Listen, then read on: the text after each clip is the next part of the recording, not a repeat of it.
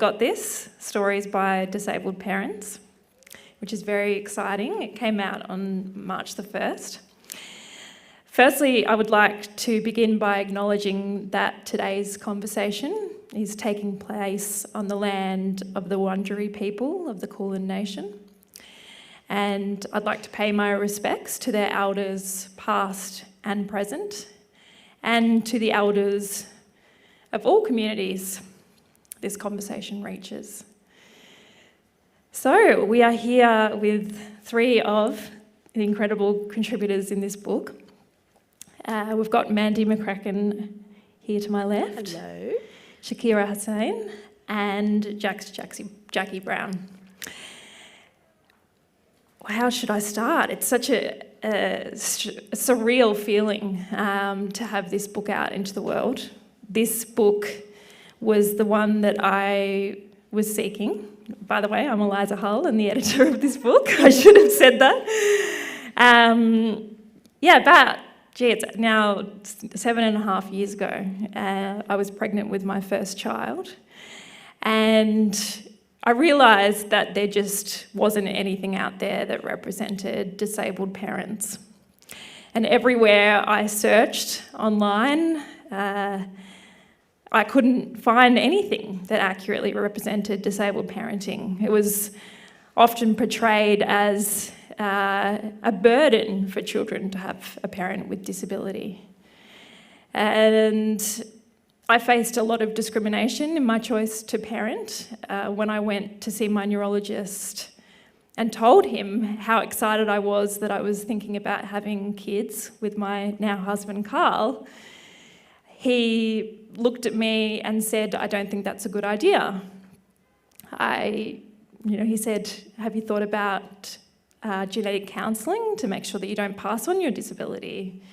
Do you think that you can manage?" And medical professionals are people that we generally are taught to trust. So I remember feeling a lot of shame in that moment, and I questioned my ability to parent. I had a lot of internalised ableism because of lack of representation of disabled parenting or disability generally. And the thing is, if I had have listened to that neurologist, I wouldn't have the family that I have today. And family is so much a part of me. I have two gorgeous children.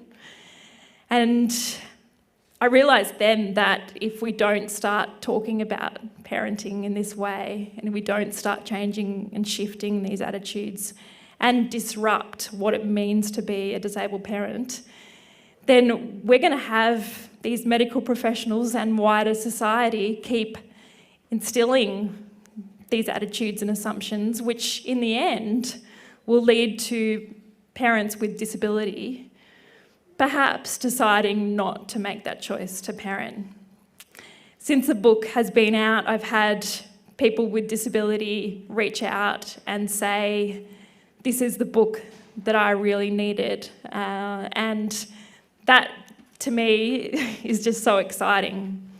They're saying that it is helping them to decide to parent. Diversity is what makes this world beautiful. I truly believe that. And so I'm so thrilled and excited to be here today. And thank you so much for coming to launch what I think is a very important book. I'm going to introduce the incredible panellists and contributors. Mandy McCracken, right here. At 39 years old, stay-at-home mum Mandy McCracken lost her hands and feet to sepsis, turning her world completely upside down. Now, as a speaker, writer, and Regional Storyteller Scholarship recipient at the ABC, Mandy is celebrating how living with a disability can be as vibrant as it is challenging. Welcome, Mandy. Thanks a lot. Cheers. Hello. Mandy's pronouns are she, her, as are mine. And we were discussing whether we were going to introduce ourselves in an image description, and then we're having the grand debate over whether that is what people want to hear. But I was a singing and dancing waitress once.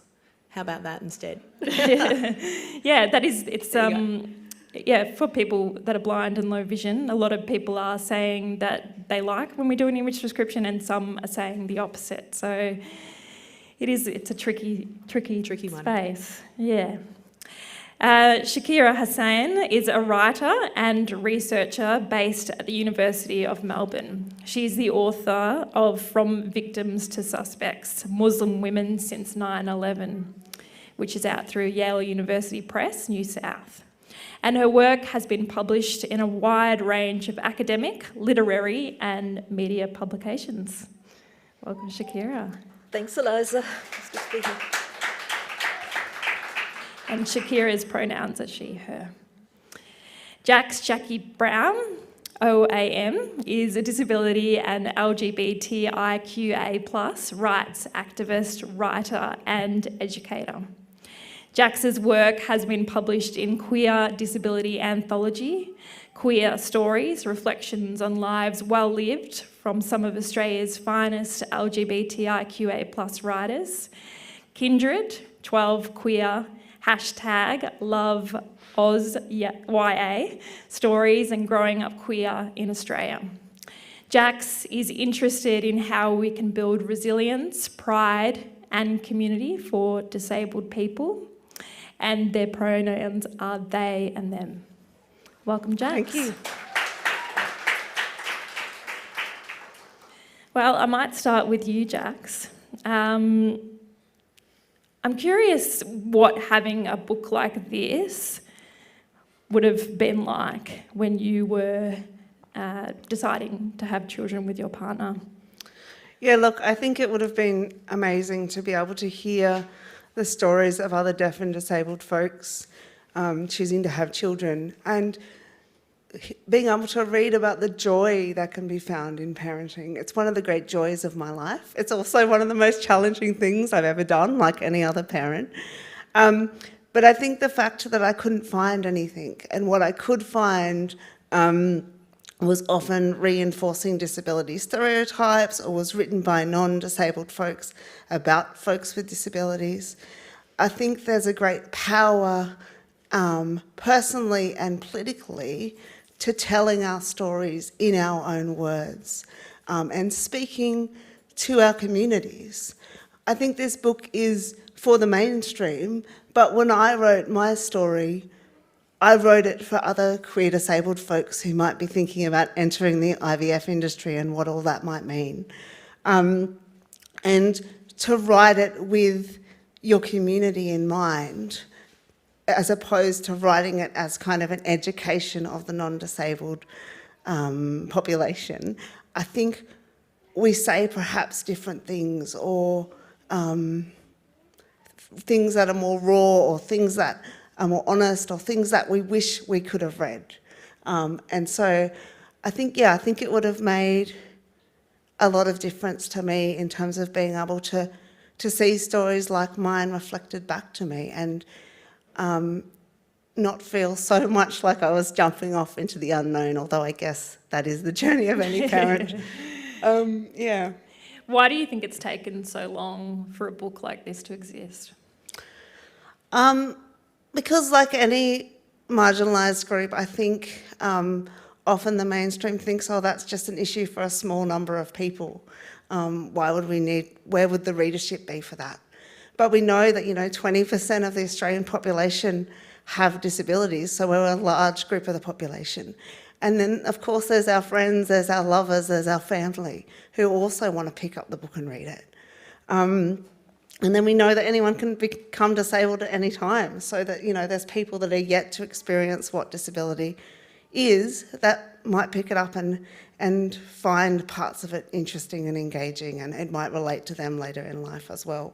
But yeah, I often think that there's often this assumption that, oh, that's just an issue for a small minority of people. Perhaps it won't sell. And I think books like this show that there is an appetite for own voices work. Yeah, I totally agree. And it's, I think people assume that, it's not every day, but more than 15% of households have at least one parent with disability.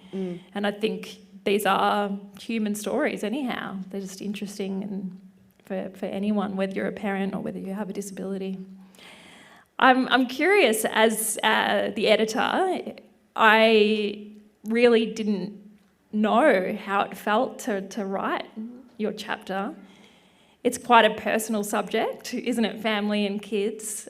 I might start with you, Mandy. What was it like to write your chapter, especially talking about something so personal? So in my chapter, I look very much at the impact that me becoming disabled at 39 had on my kids. I've got 3 daughters, and at the time they were 9, 7 and 4. So it was a very intense period for us all. So when I was asked to sit down and write it, I wrote, what it was like for them to have that change in the household and how the kids, dealt with it from an emotional point of view. And I knew what I was going to write. I knew it straight up, what it was going to be, because I think it was actually a really important change of perspective for our house, this story that I tell. And I actually, when I finished it, I asked each of the kids to sit down and read it, because it's very much their story. It's really almost more their story than it is mine. And I was like, oh God. I was really worried actually that they'd be uncomfortable with it, because especially my middle daughter, Isabel, she's incredibly quiet and shy, and this was a massive situation that all of a sudden she came to school one day and, her mum was a quadruple amputee. So what that looked like for her in the playground was a massive thing for her. So when I got the kids to sit down and read it, I was really aware that I might be telling stuff that they don't want in the public. And I let them read it on their own time, without me in the room, and I came back to them afterwards and said, is it all right? And each of the kids, all 3 of them, had been crying through it all, which is completely understandable. And they all gave me permission. They all said, yeah, sure, you can say it. You can tell our story. So I don't know what I would have done if they had said no. Wow. I would have had to rewrite it. But they also understand the value of telling what this is like, so that people around them can understand what the emotion and the roller coaster of what that situation was. So, yeah. And now they've got their face plastered across media everywhere, which is part of the package. Yeah, wow. What about you, Shakira? What was the process like? And your daughter, Adalia, how did she feel about it? Yes, there's some similarities with what Mandy was just saying.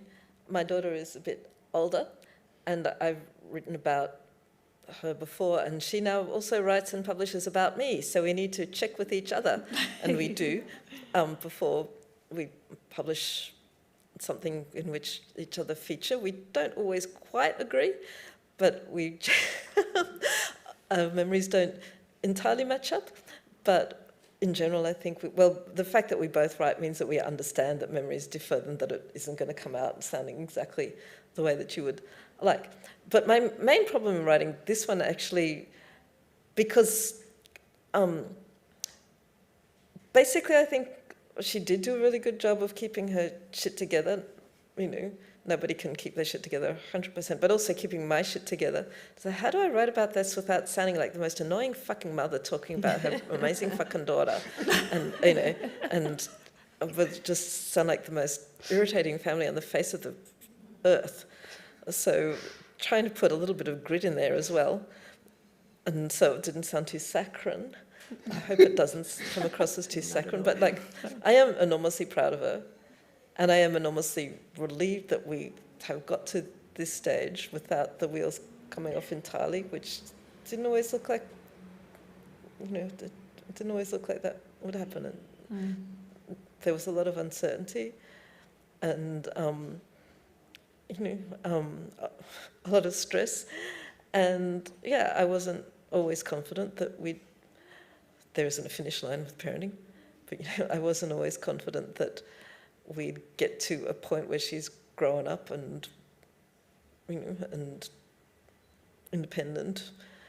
She's always been independent, but, and we're both leading basically steady, functional lives. Thank you. What about you, Jax? How did it feel to write about something so personal like family? Well, I read about IVF and our struggles with infertility, and also going into the IVF industry as a visibly disabled person, and the ongoing pressure that we faced right from when we went to the information night at our clinic all the way through to when my partner was literally in labour, about to give birth to our daughter, to test for disability, and that the shock and disbelief by medical professionals throughout that process when we said, actually, we don't want to test, we don't want to know if we have a baby that has disability, we're going to keep them and love them. And in fact, living with disability and being part of the proud and vibrant disability community, I think I can connect them in with supports and community because I lived that experience. So it felt really personal to write about that, especially writing about infertility. I think that often a lot of people have a lot of shame and there's still a lot of stigma around that. But it also felt political. It felt like this is a industry, this is a multi-billion-dollar industry, and the ways that they discuss and frame disability to prospective parents is always from this deficit language. And what does that mean as a disabled person entering that space? And I should say that I'm a feminist and I'm pro-choice, and I support people's right to, of course, choose to terminate for whatever reason. But I think that there is often a discussion that we don't have about how we frame disability as a society and what that means for prospective parents when they come up against the medical profession. But I'm also aware that my daughter is an anonymous donor conceived, and since having her, I've started listening to the voices of adults who are also donor conceived and the language that they might use to talk about that experience in their family. And so I'm also really aware that the way that I talk about how we created her, the way that I talk about our family, she might choose to use that same language as she grows up, or she might choose to use her own language and have her own narrative that slightly differs from mine. And so I guess I'm aware that I'm telling the story of her conception, but I'm really conscious that I want to give her a voice in any kind of public stuff that I do, particularly going forward, around how she might want to talk about her family. And when I was putting her to bed last night, she said, "What are we doing tomorrow, Mama?" And I said, "Well, you're going to kindy, and I'm going to an event where I'm going to talk about how much I love being your parent. And is there anything you want the people in the room to know?" And she said, "I want them to know that I have a mummy and a mama, and we share lots of love in our family." And then she said, "And I have lots of friends." And then she started listing all the names of her friends. So I thought that was a bit sweet. That's what she wants you all to know. Just a bit. Yeah, that is very, very, very sweet, actually. I'm going to read a little bit from Shakira's piece. Is that okay? Yeah, sure, go ahead. Okay. When the MS was in remission, Adalia's caring responsibilities were relatively light. But during flares, she took charge of the household duties, from grocery shopping to meal preparation to washing up. And having taken control, she would decide that the entire system needed an overhaul and set about emptying cupboards, rearranging storage space, consulting the internet for advice on cooking techniques, and cleaning hacks, as I lay on the sofa, immobilised by pain and fatigue. By the time the flares subsided, she'd become extremely territorial over what she now regarded as her domestic space, and resisted any attempt to overturn her reforms. That's not where the garam masala goes. Since when? It's always been. Not anymore. I set up a new system. She was just as assertive when we were out and about.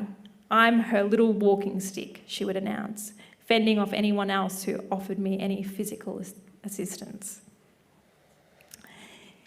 I love your piece because it talks about the carer dynamic, around parenting as a disabled person.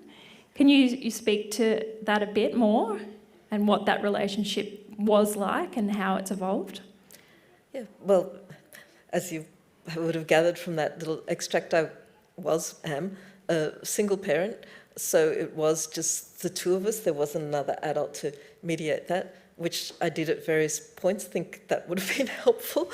Well, just to relieve some of the stress for both of us and for her, and to let her be a little kid again, which I felt conscious that she was missing out on. She had stepped into this little miniature adult role quite early on, very early on.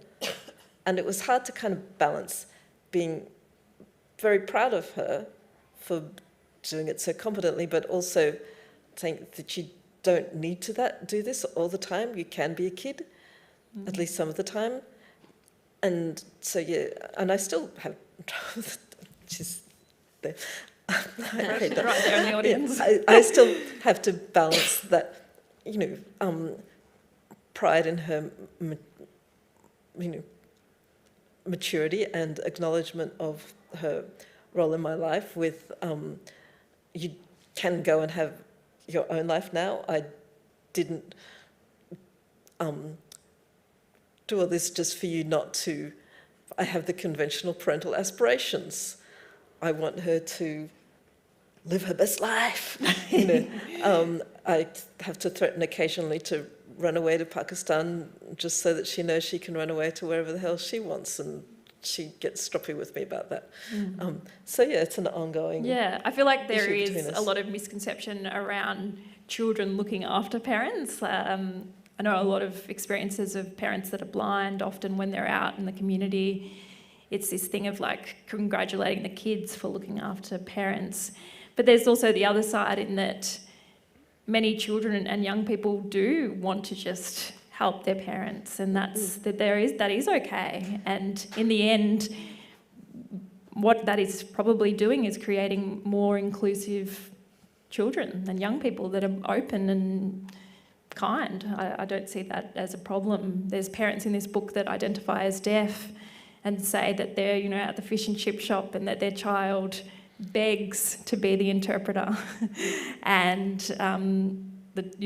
Brent in the book says, well, okay, you can do it now. It's okay if you want to. But that he doesn't also want to feel like that they always have to be the interpreter and that always has to be their role, and also to show that they are capable as people that are deaf, but still giving children and young people that choice to assist. Yeah, and it's reciprocal caring. It's never one-way process. And I do get to decide where to keep the garam masala, And I think also the term looking after, just to jump in, sorry, we're not looking after, the kids aren't looking after us. I know you use that term, but we're all just working together. We're a team. And I'm sure you and your daughter are a team, and there are times when you're happy to do it on your own, and other times that you do actually need your personal assistant to step in and help you out. So it's very much team effort. Yeah, and I do actually like the feeling of my daughter pulling me so that we make the traffic lights. Like I don't know, it just feels like she cares, really. Yep. But I think it's that internalised ableism that we can have pop up in those moments when our kid is helping us, going, another kid wouldn't have to do X, Y, and Z. And what if she mentions it or says it to somebody at kindy or whatever, and that kind of external judgment that you might feel, as well as the internalised ableism of going, I'm asking for something or I'm needing something that another parent might need from my child. We were both very conscious of that external judging. So Mandy, you acquired your disability quite late in life. Can you talk everyone through that and what that experience was like for your kids as well and your parenting? So I got sepsis through a bacterial infection when I was 39, and before then I was an incredibly busy mum doing all sorts of, I was on 5 committees at one stage, running around doing all sorts of things with the kids, and running a household. One day I felt like I had the flu and I went to bed on a Wednesday, and by Saturday I was in a coma, and 10 months later I came home without hands and feet. So for me, I was in charge of the household. That was what I loved doing. I was incredibly busy doing all that, and that was my work. And then I came home and my husband had left his work. He was a teacher, and now he was in charge of the household. So when I first came home from hospital, he parked me in my wheelchair on the wrong side of the kitchen bench, and that was so symbolic because that's where the guests go. You know, an island bench, they're on one side, I'm on the other, and he put me on the wrong side. And then I sat there and I watched and saw how things had changed, and it was very small little changes. But, you know, I always say the salt and pepper were in the wrong spot. Like, it's ridiculous, but yeah, so this was my world, and I came back and it had changed. So it wasn't pretty. I used to tantrum like a 4-year-old when I couldn't get my prosthetics to work, my prosthesis to work, and I couldn't pick things up. I would have meltdowns and burst into tears and kick and scream like a 4-year-old would. And the whole family had come running to see what was wrong. But it was just that process. I had to work through it emotionally and work out where my role was. And the interesting thing was I'd been gone for so long that the kids had started asking my husband for help. You know, Dad, how do you spell shop? I don't know, whatever. And I'd be sitting right next to them. And the kids weren't asking me anymore. They were just going straight over and asking him for really simple stuff that I, without hands and feet, could easily do. But they had assumed that I couldn't. So we really had to establish what I could and couldn't do. And there is a rule in my house that nobody is allowed to help me until I ask for help, because I really had to learn where my start and stop were, you know, what I could do and what I couldn't do. And that, you know, over those years, it's grown enormously. Now I went rock climbing a couple of weeks ago, you know. So now there's not much that will stop me, but if you ask me to tie up a pair of shoelaces, there's no way in hell. So there was a lot of learning for all of us, and still seeing a psych today.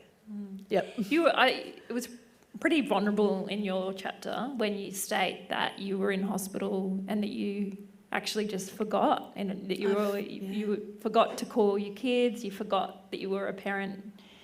And I just felt like that was very vulnerable in showing what was actually happening at that time. Can you speak us through those moments in hospital? As I'll use your turn of phrase, the shit going on. There was just so much shit going on in my life, trying to get my shit back together, in hospital rehab, learning how to walk, learning how to hold my head up, learning how to feed myself, go to the toilet, put on clothes, all of that. And yeah, I forgot about the kids because I knew my husband was at home looking after them. They have fantastic support from our friends and family and neighbours looking after the family. So that part of my world was not important. They're not here today, so I can say that. I knew it was being looked after, so I was able to mentally step away. And I needed a nurse, unfortunately, to remind me, you're still a parent, you've still got to be in touch with your kids, you've still got to do this stuff. And I was horrified when she did that. Like, I felt so bad that I'd mentally stepped away, but unfortunately I had to. I'm going to read just a piece within your chapter. Just to place it, this is, I think, the first visit out of the hospital, out with your family, Mandy. It was a gloriously sunny Melbourne day. Rod pushed my wheelchair through the crowds as the 3 girls bounced around me happily. The zoo was close to capacity, but the crowds parted as we rolled through. Every face bore a look of shock, and mothers hurriedly grabbed their children by the shoulders to make them look in the other direction. "But Mummy, what happened to that lady?" I heard over and over. "Don't stare. Come on, let's look at the monkeys," the parents responded. We desperately tried to ignore people's reactions, but at every turn, we were the main attraction. The children were far more interested in looking at us than the animals, and a stabbing pain grew in my chest. Can you speak about that, about what that, I guess, felt like? Oh, it was horrible. Yeah, our first day out at the zoo, and it was so busy. And I reckon if you had have charged $1 for people to come and have a look at me, I would have made a fortune. It hurt. It was really upsetting, and the kids noticed it. Like, we had not experienced that before. I was literally bandaged from the, knees up and arms up. I looked like a mess. I looked terrible. But it was our first time out, and I've been living in the country. So when you walk down the street in the country, you look people in the eye because you know them, and you all sort of nod hello, or you just smile and keep going. And that day I actually learnt to look past people again. I noticed that everybody in the city does that. They're busy going in some different direction, looking beyond the person walking past you. So I actually very consciously made the choice to look past people because I didn't want to see their facial expressions when they saw me. Now I smile when somebody looks at me and gets a bit of a start. If I haven't got my prosthesis on and they're looking me up and down, I'll smile. And the little kids, when they do the whole jaw drop thing, I'll always say, hello, hi, how are you, like this. And you almost shock them out of it. It's quite extraordinary to watch.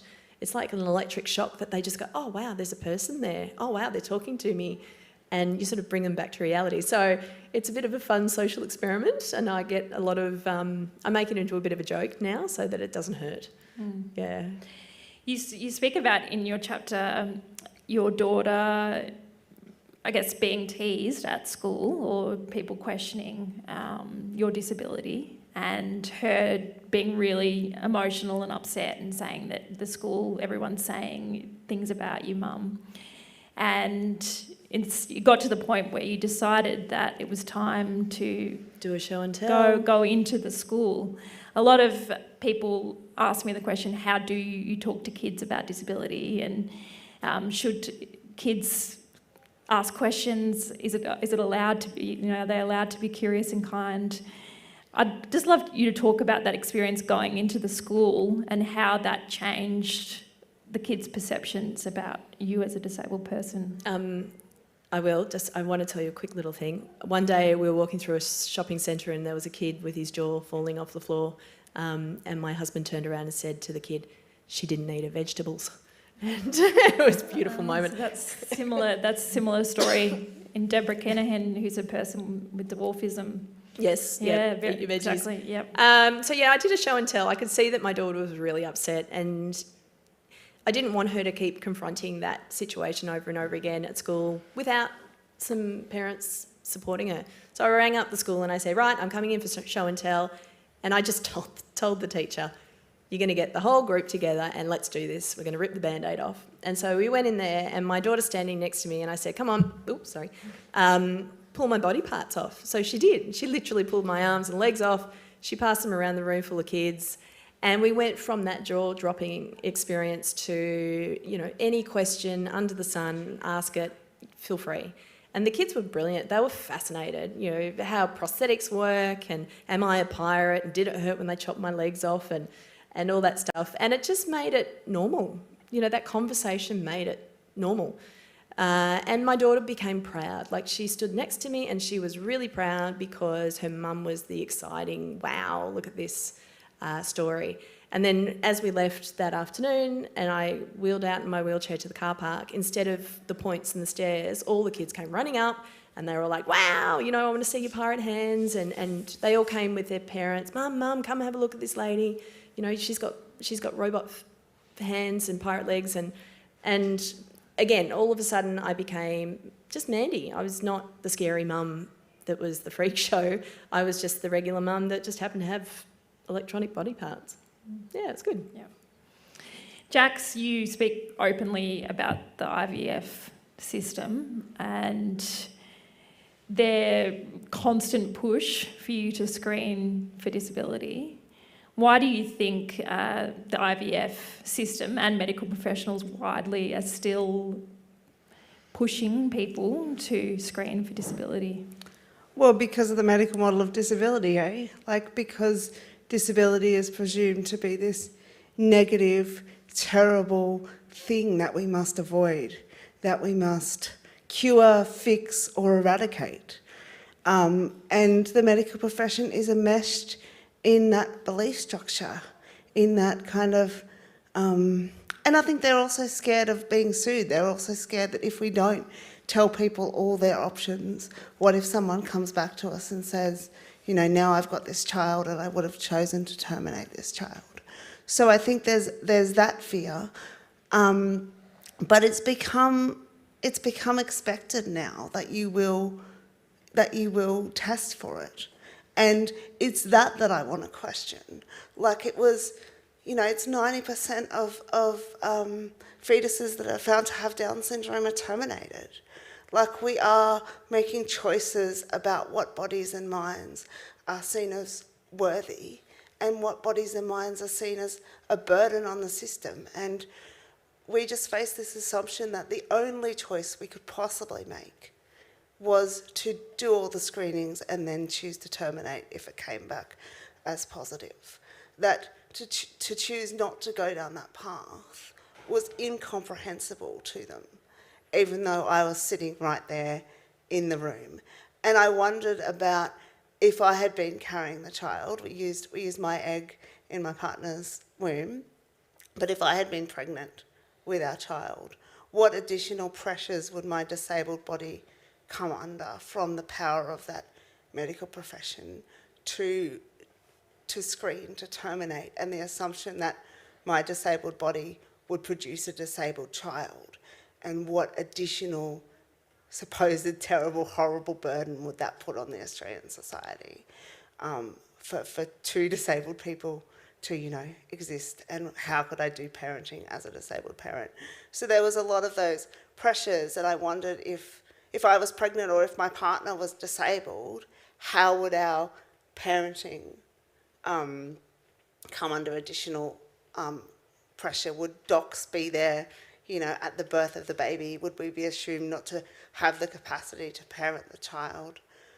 Would that child be removed because the idea that disabled people can't look after a baby adequately, when we know they can and we do, and, you know, people just need the opportunities to learn how to put a nappy on. People just need the opportunities to learn how to do all the things you've got to learn as a first-time parent.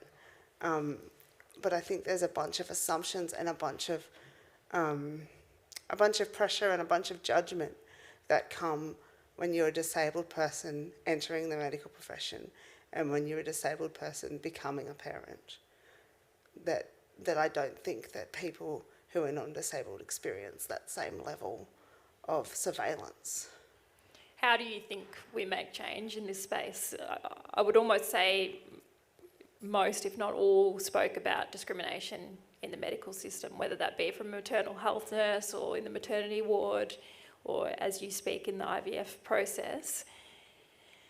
How do we make the change so that either this discrimination and also this push to screen out for disability is changed?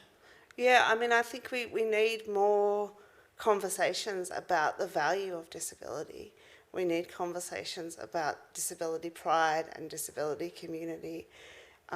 We need the government to really step up and to fund disability and to stop trying to make cuts to the NDIS, to actually think about what does it look like for a young person with disability to aspire to be a parent, and what kind of supports might they need. And they shouldn't have to fight for those supports. They should be able to have it as a goal and feel supported in that process to make those choices. I think we need to see more deaf and disabled people infiltrate the medical system and shake it up and change it. I was meant to be speaking to APRA today, which is the Australian National Board for Health Professionals, about the regulations that they can be doing to actually make it more inclusive and accessible for people to think about making complaints to the medical profession. And I did a pre-record so I could be here. But I think thinking about when we encounter discrimination in the medical profession, how could we feel more empowered to actually make a complaint about that discrimination? I think as disabled people, we're so used to having all these experiences of discrimination throughout our lives that it can feel so intimidating to think of what is the bar that the discrimination has to reach. How bad would it have to be for me to feel like I could put in a complaint, and what would have to happen for me to feel supported in that complaint, to feel like it would be taken seriously. So I think there's a lot of changes that we need to see to get the disabled community to that space. Particularly, can I just say, when it's so intersectional because your sexuality was coming into play there. I think my race has definitely come into play as well. So there's anyway. Okay. Knowing, Jax, how disabling the world is, did you ever question choosing to parent?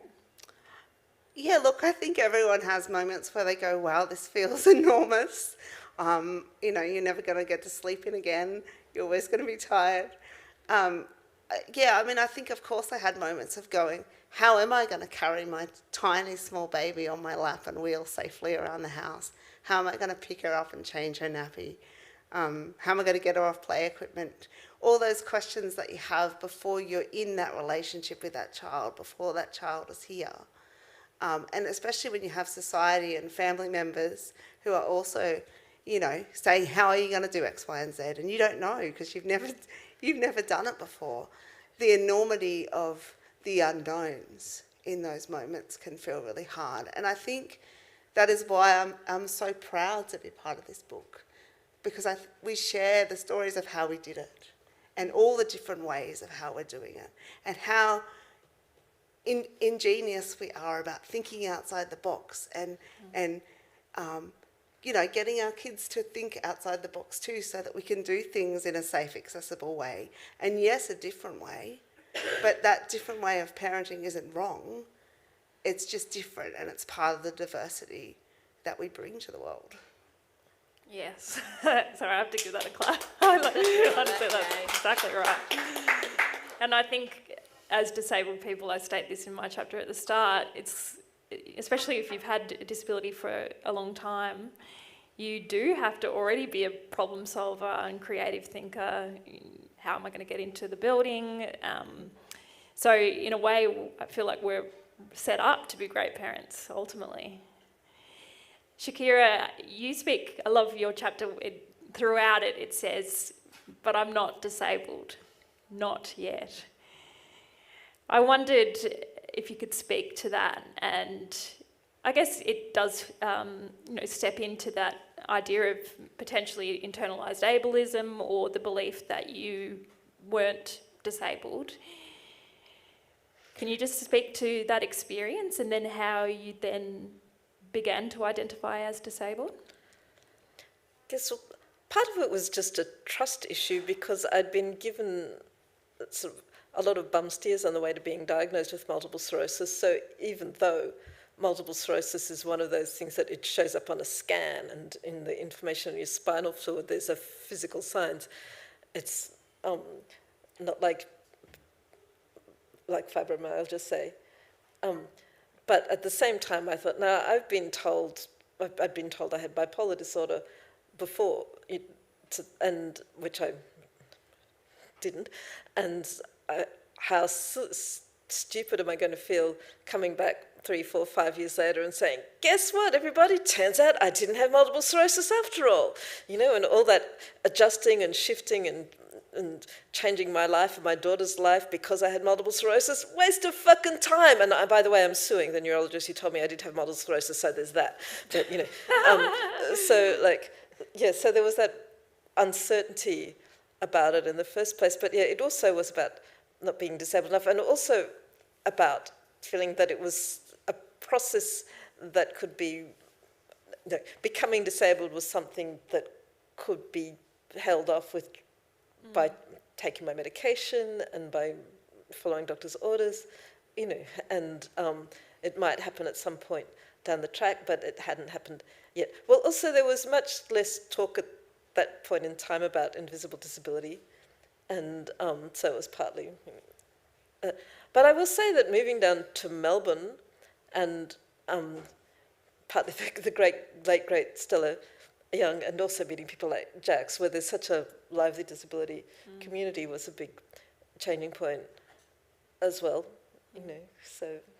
What do you think are the biggest issues that disabled parents face right now, Shakira? Oh, look, there's so many different, as we can see just here, that it's the biggest ones. Where do we even start? Yeah, exactly. Yeah. Yeah, that's a big question, isn't it? Sorry. Yeah, do you want to speak to that, Jax? I mean, I think in a nutshell, it's ableism, isn't it? It's all the different assumptions and stereotypes that the community holds about what disability is. And whether that's that it's a terrible tragedy or that it's inspirational or that parents with disabilities are going to somehow be inferior parents or that we should be prevented from having the opportunity to parent. It's all the insidious ways that ableism not only structures the very systems within our society, but the ways in which it shapes people's thinking, both people with disabilities and people without. And changing that cultural narrative of what disability means in Australia, that's the work that many of us are, that's what we're coming up against, and that's what we're trying to do by telling our own stories in all their differences and complexities. And yeah. I'm going to read a piece from yours, Jax. I swear I marked it. We need like some music going on. Here we go.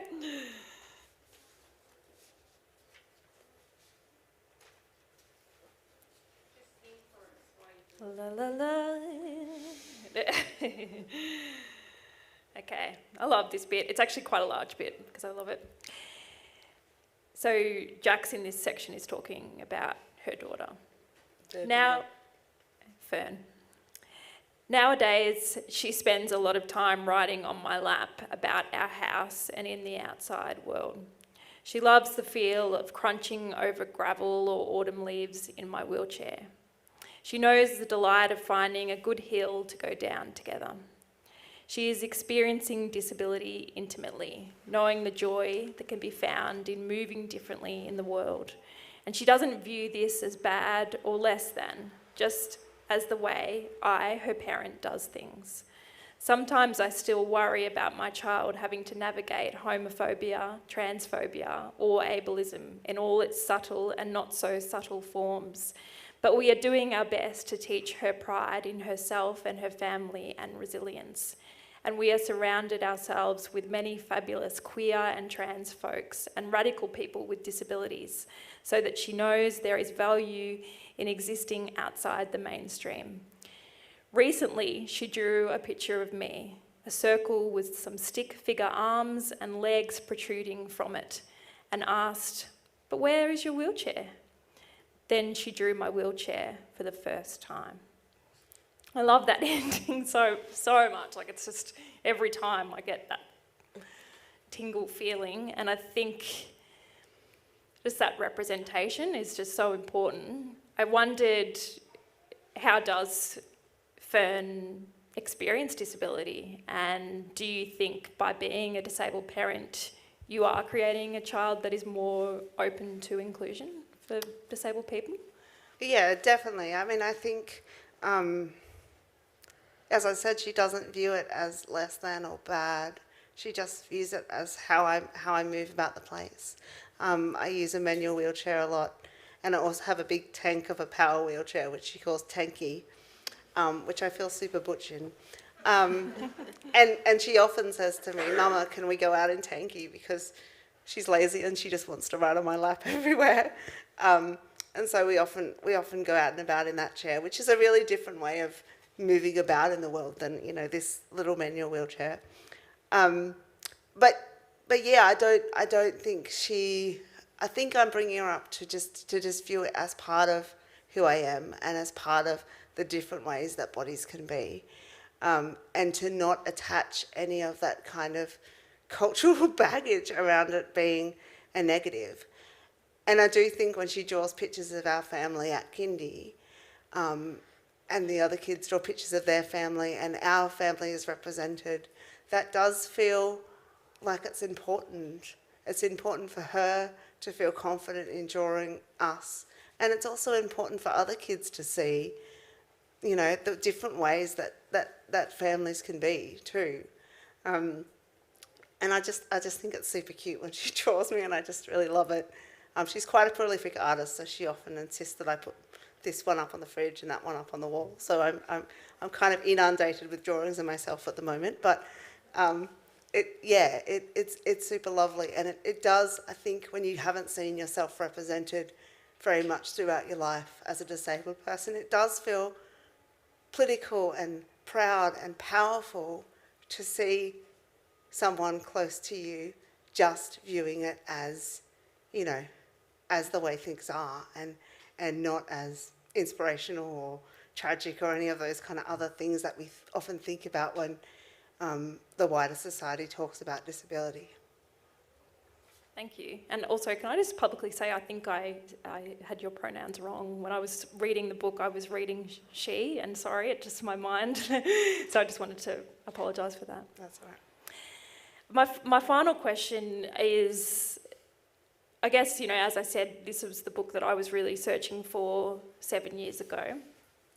I wondered, each of you, who you hope this book reaches and what you hope people will get out of it. I'll start with you, Mandy. Of course, we want it to reach everyone. We want it to be a bestseller. I'd love it just to be part of everyday conversation, you know. Let's just make it that this is a regular book on the shelves, mixed in amongst all other regular books. I don't want to see this pigeonholed in just for the disability community. I think it's a really important conversation that anyone in our community should see and should hear. And that's my aim, is that our disabilities do just become part of everyday life. You know, you've got redheads or brunettes or wheelchair users, people with canes, or people that walk. Like, it's just, you know, regular life. So, yes, let's get it everywhere, please. What about for you, Shakira? I agree with Mandy to the extent that, for one thing, publishers aren't going to publish something that's only for what they see as a small part of the community. On the other hand, I've kind of been through these questions in my other role on the Muslim issue, and I'm still with Jax, really, that writing for the mainstream, for this imagined outside arbitrator, isn't where I want to be anymore. I want to write it for people, not just people like me, but I want to write it for other minoritized communities, and not just one minoritized community, other minoritized communities. I'm not writing for some able-bodied white guy, is what I'm saying. But, you know, but... he's probably the one that needs to read it. Maybe, but I'm not writing for him. Okay. He can, you know, but also, like, I don't want to be a party pooper here, but again, referring to my other, representation is important. It's better to have, like, books and, you know, and disabled people in, you know, on media and all of that, than not to have. But I started out kind of thinking that I could push back against Islamophobia by writing and whatever. And all these years later, we've got, not just me, but like all these incredible Muslim writers and books that are out there, and there's still fucking Islamophobia. We're still messed up. You know, there's still mainly Muslim asylum seekers in the Park Hotel just down the road. You know, it's still easier to make, anyhow. So, like,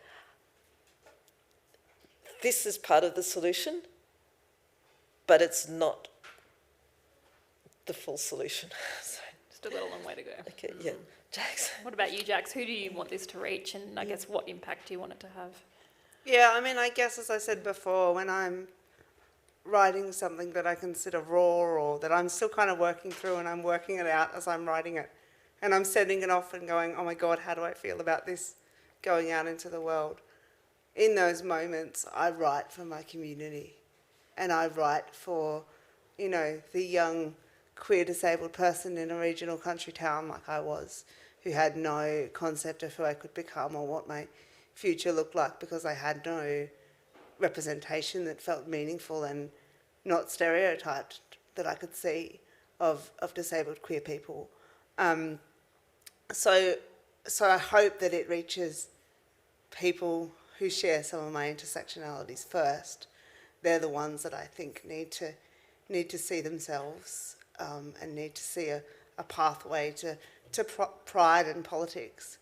I just wonder whether if a doctor or a maternal child health nurse or a obstetrician picked up this book and read it, I wonder whether they'd be able to sit with my story, for example, and really hold the intricacies of what we're trying to say and the different narrative we're trying to bring to some of this stuff. I think they need to read the book, but then they also need to engage with the disability community and listen to conversations like this, because it's that deeper engagement with disability pride and disability politics and the social model and the disability rights movement that I think, alongside books like this, will really shift culture and shift perspective. So I want it to change the world, but I think, and it's part of the puzzle, but I think it's only a small part of the puzzle that needs to be part of a bigger, broader conversation. We're going to open up to the audience. If there's anyone that would like to ask a question, we're all available to answer, is that right? Yep. I've got plenty. Okay. I could actually answer just about every single question you guys have been mentioning. Yes. I've got a whole heap of answers to every one of them. Yes. So Jacqueline is a contributor in the book. Would you like to ask a question? Yeah. Okay. About half of the thing that Jax was saying about the fertility and all that. Yes, he's right with a lot of that. I've also went through that as well. So I know the experiences from what he was saying. And also with my meetings I go to, it's like a volunteer type of job. It's with legal aid, and we've opened up a parenting program only for people with disabilities, and it's in Melbourne and also in Bendigo as well. So anybody who has got a disability in any type of way, if they want to go into a parenting program, to make sure they go through those ones, because apparently I'm working with a lady who's actually who was working with legal aid, and she's also doing a TAFE job for people who's learning university, and they are all studying people with disabilities from any answer we got, how to make it much better for what they need to know. And I've done a lot of speaking in that area, and I've told them they need people in parenting programs to become, they need to do university before they can actually start a parenting program, or they're not eligible to be helping people, really anyone in parenting to do the job, because a lot of people without a disability has always got something wrong, and it's just so easy for them to pick up and manipulate anyone. So really they need to be studying anybody's disability before they actually get that job, and especially with people with child protection, because they don't have the experience for that as well. They're going around manipulating people with any type of physical disability. Yeah, and it just has to stop, because it's just destroying everybody's life who's got the right. Just because someone's got a disability doesn't mean they're completely useless, because we're certainly not. We're all just as good as them, but in our own different ways. Spot on. Yeah. Yeah. Thanks. So if anybody wants to join into that program who does have a disability, it's always open for more people if anyone's interested, and I can always give you the numbers to join up and that. And what's that called? It's called IFNS, IFS. IFS, okay, great. Yeah, Thanks. IFS. Yeah, Thanks, Jacqueline. that's all right.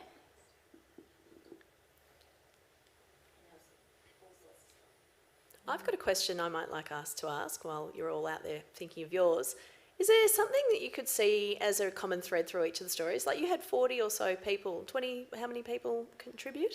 So there's 25 parents that identify as Yes. disabled or chronically ill. And was there something you took away that everyone seemed to say the same thing? Probably two things. One is just discrimination faced in the medical system. Pretty much most stories said that, whether that be discrimination out in society or, again, in the medical system. And sometimes that was to the extent where social workers were called or child protection was called without giving the right supports for parents with intellectual disability. So yeah, definitely discrimination and ableism faced by every parent, but also how parenting with disability adds to a child's life. I think every story showed how having disability in our homes is a positive thing and it enriches homes. I'd say you'd be pretty proud. Proud. Yes, I'm proud. I am proud. Yep, very. Well done. That's great. Anyone else? Quick one. So my question would be, I don't know if any of your children identify or are disabled. I think what I'm trying to ask is, how do you think this book will help children who may be disabled and have able-bodied parents or non-disabled parents? What do you think they would get from it? So say their parent read it or, you know, they read it. What do you think, would it give them hope or, what do you think it will help for children who read this, who aren't parents, who want to be parents?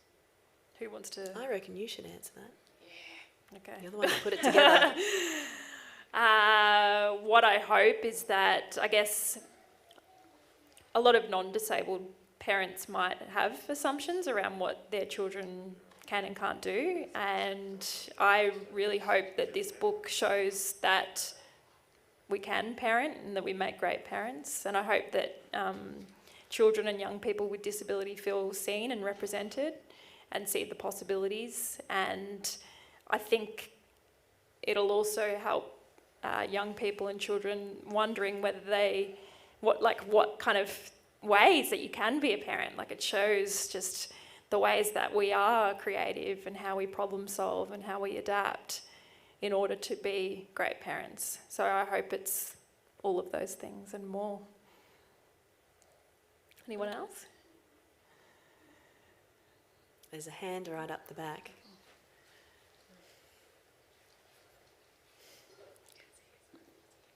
Hi, I'm Adalia. I'm Shakira's daughter. I was just struck by description that Mandy was making about, I guess, feeling very seen, returning back to school and things like that. And I wanted to ask my mum how she felt that, and Jax potentially as well, how she felt that, like, they felt that intersectional identities affect that kind of visibility and that useness to visibility, I guess, and how you process that.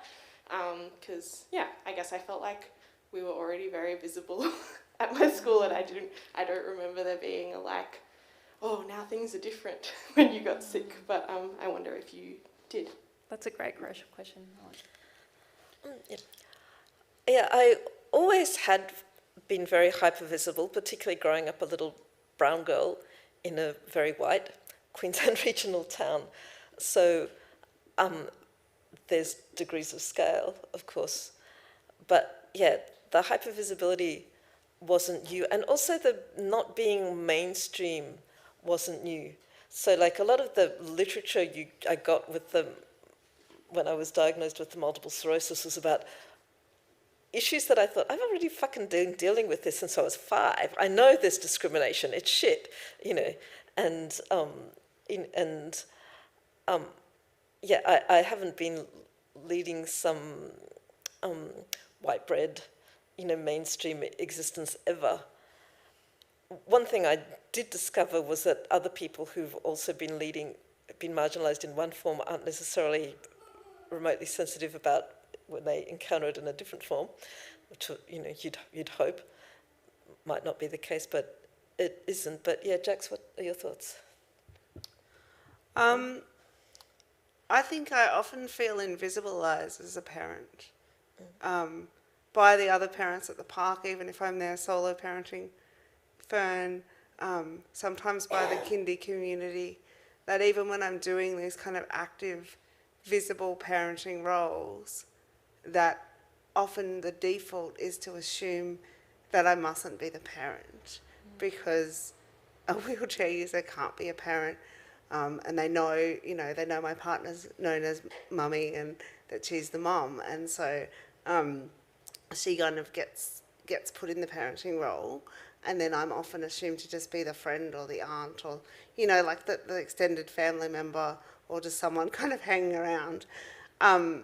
Which is why, even though I feel really uncomfortable with such a gendered parenting term as mama, which is what my child currently refers to me as, I deliberately chose to use that because I wanted a parenting name that when she yelled it out across the playground, that people would go, oh, that's Fern's other parent.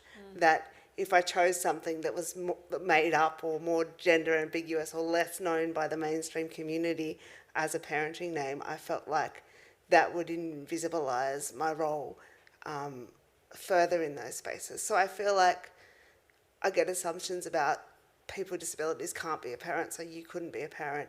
And then also the queer element of kind of going, well, you're not the dad and you don't really want to be the mum figure, so who are you? And kids kind of ask those questions and I'm often coming up against that stuff. So I feel like to counter that, I've got to be super engaged and super present all the time and really there and kind of having the other explicit parenting conversations with the other parents because otherwise it's just kind of assumed that I'm just someone hanging around. Well, Dahlia and I, this is not to do with disability, because she's, you can see her quite a lot more fair-skinned than I am, was often assumed not to be mine. And talking with other, if you're a white or white passing parent with a dark child, you're assumed to be international adoption. If you're a darker parent with a white child, you're assumed to be the fucking nanny. So,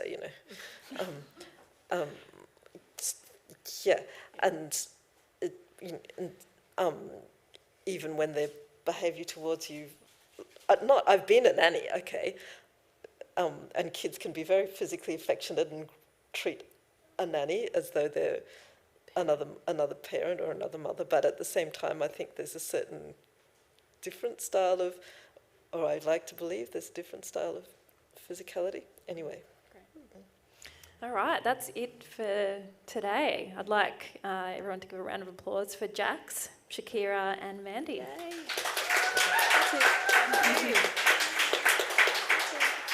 I'd also like to thank our Auslan interpreters for today.